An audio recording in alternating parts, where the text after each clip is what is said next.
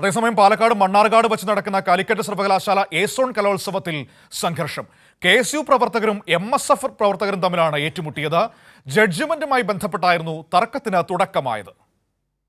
Mannarkkad Najath arts and science കോളേജിൽ വെച്ച് നടക്കുന്ന കാലിക്കറ്റ് സർവകലാശാല എ-സോൺ കലോത്സവത്തിനിടയിലായിരുന്നു സംഘർഷം.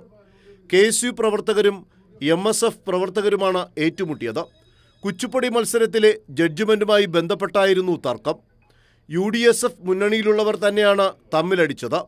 സംഘാടകരായ MSF നേതാക്കളും KSU ഭരണത്തിലുള്ള ഒറ്റപ്പാലം NSS കോളേജിലെ മത്സരാർത്ഥികളും യൂണിയൻ ഭാരവാഹികളും തമ്മിലുള്ള വാക്കേറ്റമാണ് സംഘർഷത്തിലേക്ക് നയിച്ചത്.